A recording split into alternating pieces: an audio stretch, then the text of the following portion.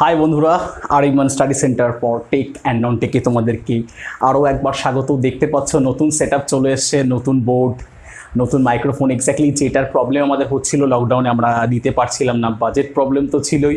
তো সব কিছু মিলিয়ে কিন্তু আজকে থেকে একদম ফাটিয়ে স্টার্ট করছি, কারণ এই বেসিক্যালি গতকাল তোমরা কেমিস্ট্রি ভিডিও পাওয়ার কথা ছিল, কেন পাওনি? এই সেট আপটা রেডি করতে একটু কাজ চলছিল, তাই কারেন্ট অ্যাফেয়ার্সটাও আসতে পারিনি। তো আমরা আর কোনো রকম খেলাধুলো নয়, আমরা একদম বেসিক এবার শুরু করে দেবো। সমস্ত ক্লাস আসছে, পরে ক্লাস নিয়ে অনেক কথা আছে, অনেক নতুন নতুন অ্যানাউন্সমেন্ট আছে, তাই আমরা দেরি করব না। দেরি না করে আজকে আমরা আমাদের ক্লাস শুরু করি, ঠিক আছে? তাই করবো না দেরি, শুরু করি তাড়াতাড়ি। তাহলে কি আমরা কি করছিলাম? আমরা করছিলাম ম্যাটার। কি করছিলাম? আমরা ম্যাটার করছিলাম। তো ম্যাটারের মধ্যে আমাদের সলিড হয়ে গেছে, ম্যাটারের মধ্যে আমাদের সলিড কমপ্লিট হয়ে গেছে। আজকে আমরা কি করব? আজকে আমরা করব হচ্ছে লিকুইড। কি করব? আজকে আমরা করব হচ্ছে লিকুইড। আজকে আমরা লিকুইড করব। আমরা কি করব? আমরা বলেছিলাম যে ম্যাটারকে দুভাগে ভাগ করা যায়, একটা based on their physical state আর একটা based on their chemical composition. একদমই তার একটা ভৌত অবস্থা, একটা তাদের কেমিক্যাল কম্পোজিশন নিয়ে। তো আমরা ফিজিক্যাল স্টেটের মধ্যে সলিড কিন্তু অলরেডি কমপ্লিট করে ফেলেছি। আজকে আমরা কি করব? আজকে করব হচ্ছে আমরা লিকুইড। তো আগের দিন যে কথাটা বলছিলাম যে force of attraction, exactly force of attraction greater than force of repulsion. আমি ফার্স্ট ফিচার আমি লিকুইডের লিখছি force of attraction greater than force of repulsion. আমি সলিডের ক্ষেত্রে কি লিখেছিলাম মনে আছে? সলিডের ক্ষেত্রে লিখেছিলাম force of attraction very very greater than force of repulsion. আমি এটুকু লিখেছিলাম, স্পিচের ক্ষেত্রে লিখেছিলাম, আমি সলিডের ক্ষেত্রে কিন্তু আমি লিখেছিলাম। এখন আমি একটা তোমাদের ছবি দেখাই সবার আগে, তোমরা দেখে নাও একটা ছবি, তোমাদের স্ক্রিনে চলে গেল। ছবি দেখো, তোমরা দেখতে পাচ্ছ কি? State of matter. দেখো এখানে প্রথম যে সলিডে তোমরা কি দেখতে পাচ্ছ? সলিডে তোমরা দেখতে পাচ্ছ যে ভিতরে যে কণাগুলো রয়েছে সব গায়ে রয়েছে, ঠিক। তারপরে লিকুইডে দেখতে পাচ্ছ আস্তে আস্তে কণাগুলো খুলছে, কারণ তাদের ফোর্স অফ অ্যাট্রাকশনটা আস্তে আস্তে কমছে। এবার তুমি যখন গ্যাসে যাচ্ছ, দেখো ফোর্স অফ অ্যাট্রাকশন নেই, একটা কণা একদিকে তো আর একটা কণা একদিকে। আশা করি আমি আগের দিন যেটা বোঝাতে চেয়েছিলাম পুরো আশা করে বোঝাতে পেরেছি। ইন্টারমলিকুলার অ্যাট্রাকশন বা ইন্টারমলিকুলার রিপালশন যে বিষয়টা ছিল, তার মানে কি কণাগুলোর মধ্যে আন্তঃআণবিক আকর্ষণ বা আন্তঃআণবিক বিকর্ষণ। তাহলে কঠিনের ক্ষেত্রে আন্তঃআণবিক আকর্ষণ মারাত্মক, তরলের ক্ষেত্রে একটু বেশি, আর গ্যাসের ক্ষেত্রে আন্তঃআণবিক আকর্ষণ নেই। তাই আমি কি সাইন ইউজ করেছি? আমি force of attraction greater than force of repulsion, এটা আমি আগের দিনই বলেছি। এবারে আমি আর কি লিখতে পারি? Melting point and boiling point less than solid লিখতেই পারি। এক্স্যাক্টলি সলিডের থেকে নিশ্চয়ই মেল্টিং পয়েন্ট বয়লিং পয়েন্ট কম। অবশ্যই আর কি লিখতে পারি? Much is less than solid, এটাও লিখতে পারি। আর কি লিখতে পারি? আমরা জলের ক্ষেত্রে কি লিখতে পারি? জলের কিন্তু নির্দিষ্ট কোনো আকার আয়তন নেই, একদমই যে পাত্রে রাখবো আমি ঠিক সে পাত্রের আকার ধারণ করবে, আমি আগেই বলেছি। কিন্তু তাহলে কি লিখতে পারি? শেপ অ্যান্ড সাইজ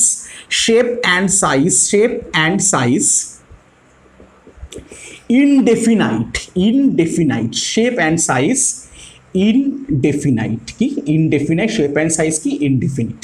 তাহলে যদি বলি ভলিউমের কথা, ভলিউম কিন্তু ডেফিনিট, তাই না? ভলিউম কিন্তু ডেফিনিট। কেন ভলিউম ডেফিনিট স্যার? কারণ 1 লিটার জলকে বা 1 লিটার তেলকে বা 1 লিটার সেটাকে তুমি গ্লাসে রাখো, বালতিতে রাখো, বোতলে রাখো, 1 লিটার তো 1 লিটারই থাকবে, কোনোভাবে বাড়বে বা কমবে না তো। তাহলে ভলিউম কিন্তু একদম নির্দিষ্ট, মানে ভলিউম ডেফিনিট। তাহলে যেমন সলিডের ক্ষেত্রে শেপ অ্যান্ড সাইজ ডেফিনিট, ভলিউমও ডেফিনিট, কিন্তু তরলের ক্ষেত্রে লিকুইডের ক্ষেত্রে কি কোনো শেপ অ্যান্ড সাইজ নেই। যে পাত্রে রাখবো সে পাত্রে, বলো না তুই সারা জলের মতো, যেখানে থাকিস সেখানকার মতো, একদমই। তো যে পাত্রে রাখা হয় সে পাত্রে আকার ধারণ করে। তাহলে আর ভলিউম কিন্তু ডেফিনিট। তাহলে আমরা লিকুইডের মোটামুটি সমস্ত প্রপার্টি কিন্তু আমরা পড়ে নিলাম, লিকুইডের কিন্তু সমস্ত প্রপার্টি আমরা পড়ে নিলাম। আমরা এবার চলে আসবো গ্যাসে। আমরা কিসে চলে আসবো? এবার চলে আসবো আমরা গ্যাসে। আমরা কি পড়বো? গ্যাস। দেখে নিই গ্যাসের ফিচারগুলো, আমরা এক এক করে দেখে নিই গ্যাসের ফিচারগুলো কি। তো গ্যাসের ফিচার খুব ইজিলি করবো, এত ঝামেলা কিছু নেই। কি লিখবো? ফার্স্ট পয়েন্ট কি লিখবো? ফার্স্ট পয়েন্ট লিখবো force of repulsion, force of repulsion very very greater than force of attraction. Exactly force of repulsion is very very greater than force of attraction. একদমই তাই, ফোর্স অফ রিপালশন বেশি। একটু আগে তোমাদের যে ফিগারটা আমি দেখালাম দেখতেই পেলে। আর কি লিখতে পারি? Melting point and boiling point. কিসের আর মেল্টিং পয়েন্ট আর কিসের আর বয়লিং পয়েন্ট? কোনো গল্পই হবে না। গ্যাসের মেল্টিং পয়েন্ট বয়লিং পয়েন্ট কি রে ভাই? ওকে, নেক্সট লিখবো হচ্ছে মাস। কি লিখবো? মাস মিনিমাম। আর কি লিখবো? Shape comma size and volume indefinite, exactly অনির্দিষ্ট। গ্যাসের ক্ষেত্রে কি? গ্যাসের ক্ষেত্রে শেপ সাইজ ভলিউম কোনোটাই কিন্তু নির্দিষ্ট নয়। কেন নির্দিষ্ট নয়? কারণ আমি যদি এতটা গ্যাসকে একটা বোতলেও রাখতে পারি, বোতলে রাখলে বোতলে আয়তন নেবে। আবার যদি আমি একটা ছোট্ট কৌটে রাখি তো ছোট্ট কৌটের আয়তন নেবে। একটা বেসিক্যালি পাত্রের যা আয়তন, গ্যাসের ক্ষেত্রে কিন্তু গ্যাসের আয়তনও সেম। তাহলে প্রত্যেকটা ফিচার কিন্তু আমার কাছে পরিষ্কার হয়ে গেল। ফোর্স অফ রিপালশন অনেক বেশি ফোর্স অফ অ্যাট্রাকশন থেকে। মেল্টিং পয়েন্ট বয়লিং পয়েন্ট কোনো গল্প হবে না।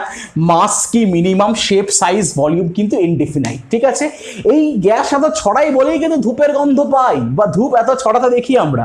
ঠিক, এবার আমাদের কিন্তু মেইন তিনটে স্টেট হয়ে গেল। কি?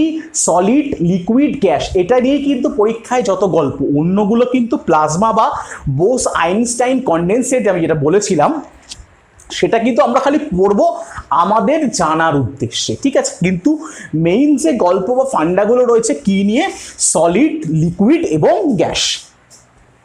তাই এইভাবে যখন এতটা সেট আপ আমরা রেডি করছি, তাই তোমরা কিন্তু তোমাদের দায়িত্ব সুন্দর করে চ্যানেলটাকে লাইক করো, বন্ধুদের মধ্যে ছড়াও, দেখো কি কি আসে পরে। একেবারে ধামাকা জিনিস, আরো ভালো অ্যানাউন্সমেন্ট, কত ক্লাসের শিডিউল দেবো 2-1 দিনের মধ্যে, এবং ভালো সব ক্লাসের শিডিউল। তো এবার কি করব আমরা? Change in state. কি করব? চেঞ্জ ইন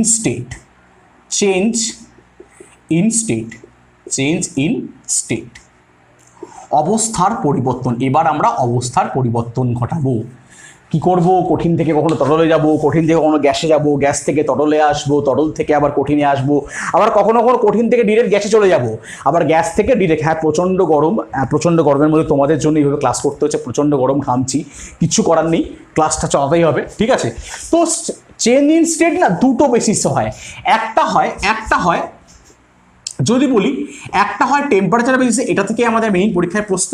আর একটা হয় প্রেশার বেসিসে, এটা থেকে আমাদের মেইন প্রশ্ন আসবে। ঠিক আছে, তো টেম্পারেচার বেসিসে আমরা জানি কি? আমরা কঠিনের যদি মনে করো এটা একটা সলিড, যদি এটাকে মনে করি এটা একটা সলিড আমাদের কাছে আছে।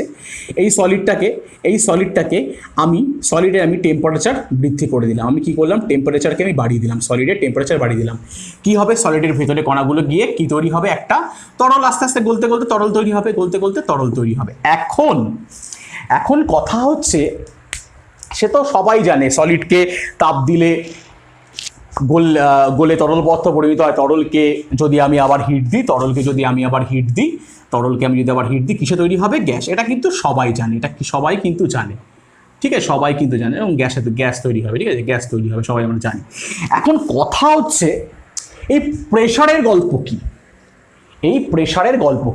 তাহলে প্রেশারের গল্প কি? যখন আমি কঠিনকে গলাচ্ছি, অর্থাৎ কঠিন যখন গলছে, তার মানে কঠিন কখন গলে? তার বয়লিং পয়েন্টে গিয়ে। এক্স্যাক্টলি গলনাঙ্ক তার যখন শুরু হচ্ছে তখন সে গলা শুরু করলো। তার গলনাঙ্কে গিয়ে কিন্তু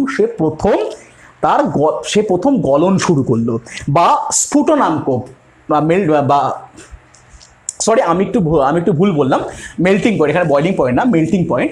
মেল্টিং পয়েন্টে গিয়ে সে গলা শুরু করলো। আবার যদি তাকে আমি বাষ্প করতে চাই, বা আমি যদি তাকে স্টিম করতে চাই, সেক্ষেত্রে কিন্তু আর বয়লিং পয়েন্টে গিয়ে সে প্রথম বাষ্প হওয়া শুরু করলো। একদমই ঠিক। তো এইখানে আমি কি পাই? মেল্টিং পয়েন্ট পাই, এখানে আমি বয়লিং পয়েন্ট পাই। আসছি এক এক করে আমি প্রত্যেকটাতে আসছি। এখন কথা হচ্ছে আমি সলিড থেকে যখন লিকুইডে যাচ্ছি, তখন আমি টেম্পারেচার বৃদ্ধি করছি। আর কি পাচ্ছি এখানে? আমি মেল্টিং পয়েন্ট পাচ্ছি। এখন এই লিকুইড থেকে আমি গ্যাসে যাচ্ছি, টেম্পারেচার বৃদ্ধি করছি। কি পাচ্ছি? আমি বয়লিং পয়েন্ট পাচ্ছি বা স্ফুটনাঙ্ক পাচ্ছি। এক্স্যাক্টলি আমি স্ফুটনাঙ্ক পাচ্ছি। এখন চাপের সাথে কি সম্পর্ক? যারা পাহাড়ে গেছে তারা কিন্তু জানে যে পাহাড়ে খাবার সেদ্ধ হতে চায় না। কেন সেদ্ধ হতে চায় না? আমরা একটা চাপের ফিচার জানি, যত উচ্চতা বাড়বে, যত উচ্চতা বাড়তে থাকবে, তত না প্রেসার কমতে থাকবে, যত উচ্চতা বাড়তে থাকবে তত কিন্তু বায়ুমণ্ডলের প্রেসার কমতে থাকবে। এখন এই যে ঘটনাগুলো ঘটছে, এগুলো একটা প্রেসারে ঘটছে। হ্যাঁ, অবশ্যই কি প্রেসারে ঘটছে? 1 atm। এটা আমাদের ভূপৃষ্ঠে ঘটছে, বা আমাদের একদম ল্যান্ডে ঘটছে, একদম ভূপৃষ্ঠে ল্যান্ডে ঘটছে। 1 atm প্রেসার মানে কত? 1.01325 বার, 1.01325 বার। অথবা কি লিখতে পারি? 76 সেন্টিমিটার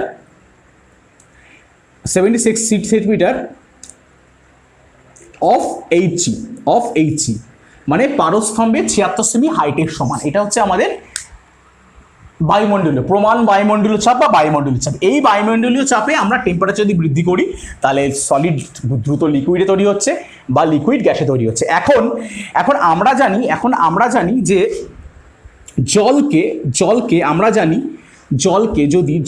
যদি আমি 100 ডিগ্রি টেম্পারেচার দিই, সে কিসে পরিণত হয়? গ্যাস বা স্টিমে পরিণত হয়। সরি, আমি এখানে স্টিমই লিখি, মানে বাষ্পে, স্টিমে পরিণত হয়, তাই জানি আমরা। এখন যখনই আমি পাহাড়ে যাচ্ছি, তখন কি হবে? পাহাড়ে যখন যাচ্ছি, তখন কি 100 ডিগ্রিতে জল ফুটবে? এটা আমার প্রশ্ন। কি হবে? প্রেসার আর বয়লিং পয়েন্ট কিন্তু সমানুপাতিক সম্পর্কে থাকে। তার মানে যত আমি উপরে উঠছি প্রেসার কমছে, তত আমার বয়লিং পয়েন্ট কমছে। যত আমি উপরে উঠছি তত আমার প্রেসার কমছে, তত কিন্তু বয়লিং পয়েন্টও কমছে। এখন বয়লিং পয়েন্ট যখন কমছে, তার মানে যেটা ভূপৃষ্ঠে 100 ডিগ্রিতে ফুটে বাষ্প তৈরি করছিল, সেটা নিশ্চয়ই পাহাড়ে 70 ডিগ্রি বা 80 ডিগ্রিতে বাষ্প তৈরি করবে। 70 ডিগ্রি বা 80 ডিগ্রিতে বাষ্প তৈরি করবে। এই জন্য পাহাড়ের উপরে চাপ কম বলে যখন 70 ডিগ্রি 80 ডিগ্রিতে জল ফোটা শুরু করলো, ভেতরের চাল কি ফুটবে না। কারণ যেই চাল থেকে ভাত হবে বা যেই রান্নাটা হবে, সেটার জন্য একটা মিনিমাম টেম্পারেচার, অন্তত মিনিমাম 100 ডিগ্রি তো লাগে। 100 ডিগ্রি ছাড়া রান্না হয় না। তো এই 100 ডিগ্রির জায়গায় 80 ডিগ্রিতে যখন জল ফোটা শুরু করবে, কিন্তু আমরা ভাবছি না জল তো ফুটছে, রান্না হয়ে গেছে, এই জন্য রান্না হয় না, সেই জন্য আরো বেশি টাইম দিতে হয়। তাহলে প্রেসারের গল্পটা কি? প্রেসার যত বাড়াবো তত বয়লিং পয়েন্ট বাড়বে, প্রেসার যত কমবে তত বয়লিং পয়েন্ট কমবে। এবার টেম্পারেচারের যে গল্পটা আমি এতক্ষণ বলছিলাম, একবার দেখিয়ে নিই আমি। টেম্পারেচার বৃদ্ধি করে প্রত্যেকটা স্টেপ বাই স্টেপ একটু আমি দেখিয়ে নিই। যদি সলিডকে আমি টেম্পারেচার বাড়াই, কি হবে? সলিডে আমি টেম্পারেচার বৃদ্ধি করলাম, কি হবে? সলিড লিকুইডে পরিণত হবে। কিসে পরিণত হবে? লিকুইডে পরিণত হবে। এটাকে কি বলে? মেল্টিং বলে। কি বলে? মেল্টিং বা গলন বলে। আমরা কি পাই এখানে? মেল্টিং পয়েন্ট পাই। ঠিক লিকুইডকে আমি যখন আবার টেম্পারেচার দেবো, কিসে পরিণত হবে? গ্যাসে পরিণত হবে। এটাকে আমরা কি বলি? এটাকে আমরা বলি হচ্ছে ভেপোরাইজেশন। কি বলি? ভেপোরাইজেশন। এক্স্যাক্টলি ভেপোরাইজেশন, বাষ্পীকরণ, ভেপোরাইজেশন। আর এখানে আমরা কি পয়েন্ট পাই? বয়েলিং পয়েন্ট পাই। কি পাই? বয়েলিং পয়েন্ট পাই। ঠিক একই রকমভাবে আমি গ্যাস থেকে লিকুইডে ফিরে আসে কি করব? আমাকে টেম্পারেচার হ্রাস করতে হবে। এই পদ্ধতিকে কি পদ্ধতি বলা হয়? কনডেনসেশন। কি বলা হয়? কনডেনসেশন। কনডেনসেশন পদ্ধতি বলা হয়। কি বলা হয়? কনডেনসেশন বা ঘনীভবন। কনডেনসেশন বা ঘনীভবন। এখানে আমরা কি পাই? এখানে কনডেন্স, এই পদ্ধতিকে আমরা কনডেনসেশন বলি। ঠিক আছে? ঠিক এখানে লিকুইডে চলে আসলো, তাহলে এখান থেকে আবার লিকুইডে চলে আসলো। আমি এখান থেকে দেখিয়ে দিই, লিকুইডে চলে আসলো এখান থেকে। এবার এই লিকুইড থেকে আবার আমি সলিডে ফিরছি। এই লিকুইড থেকে আবার আমি সলিডে ফিরছি। কি বলছে এটাকে? এটাকে আমরা সলিডিফিকেশন বলতে পারি। এটাকে আমরা কি বলতে পারি? সলিডিফিকেশন বলতে পারি। সলিডিফিকেশন বলতে পারি, বা কি বলতে পারি? ফ্রিজিং বলতে পারি। কি বলতে পারি? ফ্রিজিং বলতে পারি। এই পয়েন্টটাকে কি বলতে পারি? ফ্রিজিং পয়েন্ট বলতে পারি। ফ্রিজিং পয়েন্ট বলতে পারি। তাহলে কি? সলিডে টেম্পারেচার বৃদ্ধি করলে লিকুইড তৈরি হচ্ছে, তাকে মেল্টিং বলছে। লিকুইড থেকে টেম্পারেচার বৃদ্ধি করলে গ্যাস তৈরি হচ্ছে, তাকে কি বলছে? ভেপোরাইজেশন বলছে। আবার গ্যাস থেকে যদি আমি গ্যাস থেকে লিকুইডে ফিরে আসি, তাকে আমি কনডেনসেশন বলছি।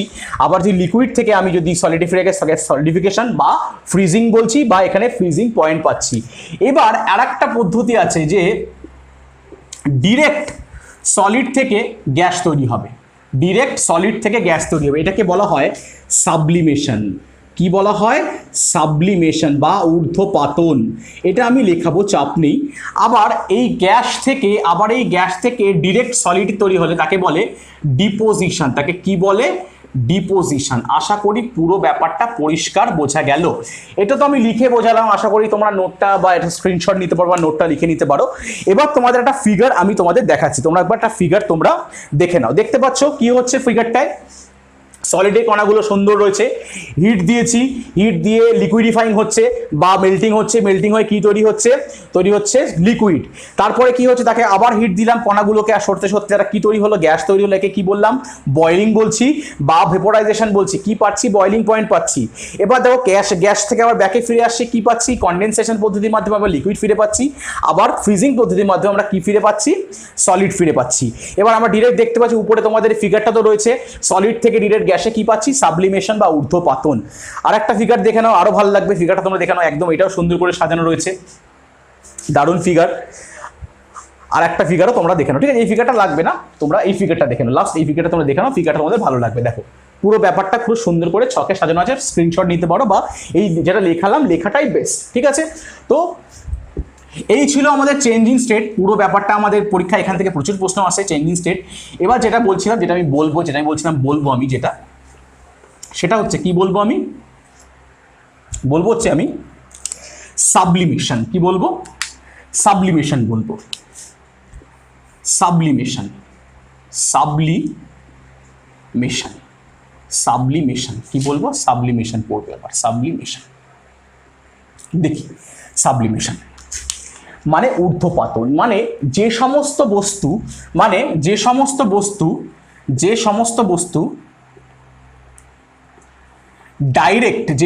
বস্তু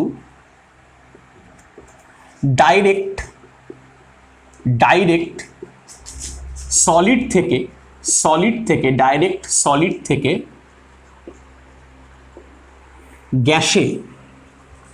গ্যাসে কনভার্ট হয়, সলিড থেকে গ্যাসে কনভার্ট হয়, তাদেরকে আমরা সাবলিমেট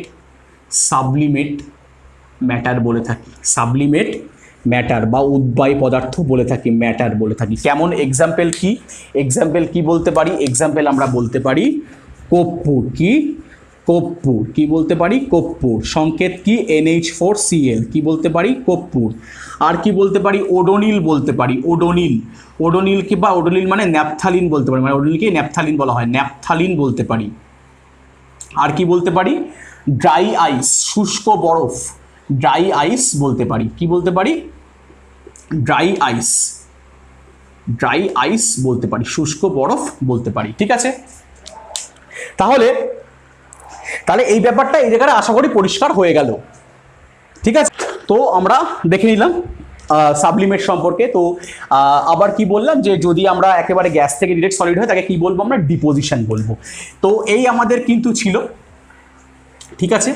তো আর কি, এবার যে দুটো ছোট্ট ছোট জিনিস দ্রুত বলবো, কি বলবো, একটা বলবো প্লাজমা, প্লাজমা বলবো, প্লাজমা কন্ডিশন এক্স্যাক্টলি পদার্থের ফোর্থ স্টেট, তাকে আমরা বলবো প্লাজমা।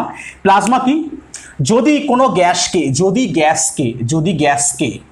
আমরা জানি লিকুইডকে গরম করলে গ্যাস পাই, এবার গ্যাসকে আমি হিট করছি, গ্যাসকে হিট করতে করতে হাই টেম্পারেচারে গ্যাস কি হচ্ছে, গ্যাস আয়োনাইজড হয়ে যাচ্ছে, কি হচ্ছে, আয়োনাইজড হয়ে যাচ্ছে। এক্স্যাক্টলি এখানে কি তৈরি হচ্ছে, এখানে পজিটিভ আয়ন এবং নেগেটিভ আয়ন তৈরি হচ্ছে, তার মানে কি, এই ফিচারে কি তৈরি হচ্ছে, যেহেতু পজিটিভ আর নেগেটিভ আয়ন তৈরি হচ্ছে, তার মানে এখানে ইলেকট্রিসিটি, এক্স্যাক্টলি এটা ইলেকট্রিসিটি কন্ডাক্ট করতে পারছে, এই প্লাজমা কন্ডিশন ইলেকট্রিসিটি কন্ডাক্ট করতে পারছে।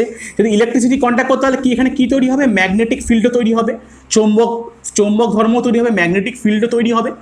তো এই ধর্মের উপর বেস করে তাহলে এক্সাম্পল কি বলতে পারি, যদি এক্সাম্পল জিজ্ঞাসা করো তাহলে এক্সাম্পল আমি বলবো সিএফএল ল্যাম্পে সেম কার্যনীতি ইউজ করা হয়, বা নিয়ন ল্যাম্প ঠিক সেম কার্যনীতি ইউজ করা হয়।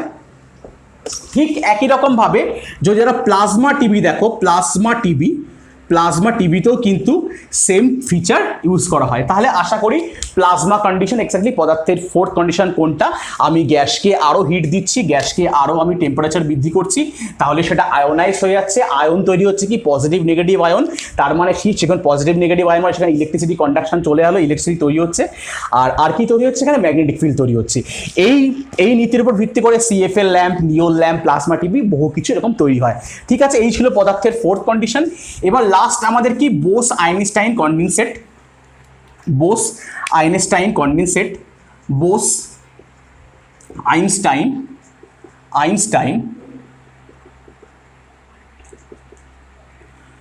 ঠিক আছে, অত দরকার নেই, একটু টাইম কম, তো আমরা বিএসসি লিখলাম।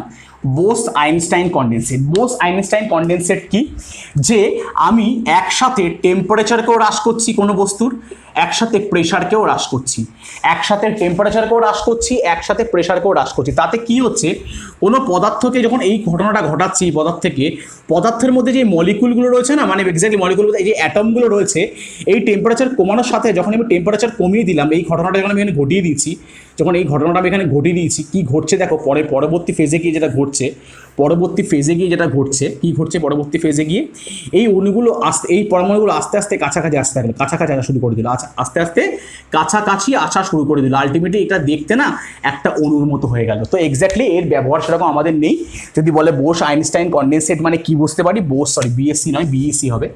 বোস আইনস্টাইন কনডেনসেট বলতে কি বুঝি, একসাথে টেম্পারেচার হ্রাস করব, একসাথে প্রেশার হ্রাস করব, কি হবে, এই পরমাণুগুলো আস্তে আস্তে এমন কাছে চলে আসবে, একটা অণুর মতো দেখতে হয়ে যাবে। এই ছিল বোস আইনস্টাইন কনডেনসেট। তো ক্লাস বড় করবো না, ক্লাস বড় করলে ভালো লাগবে না। তো আরও প্রচুর অ্যানাউন্সমেন্ট রয়েছে। তোমাদের সায়েন্স ক্লাস আমি করাবো এবং প্রত্যুষ স্যার করাবে। প্রত্যুষ স্যারও খুব শীঘ্রই সায়েন্স ক্লাস নিয়ে আসছে, আমরা মিলিয়ে করাবো। হিস্ট্রি ক্লাস তোমাদের অভিরূপ স্যার অলরেডি শুরু করে দিয়েছে, আরও ভালো নিউজ আসছে। ইংলিশ ক্লাস খুব শীঘ্রই শুরু হবে এবং জিআই এর ক্লাসও খুব শীঘ্রই শুরু হবে। তো একটু সঙ্গে থাকো, আমাদের একটু গোছাতে দাও, আমরা গোছানো শুরু করে দিয়েছি, তাই সঙ্গে থাকো, ভালো থাকো। প্লিজ লাইক করো, শেয়ার করো, বন্ধুকে ছড়িয়ে দাও, ভালো লাগবে আশা করি।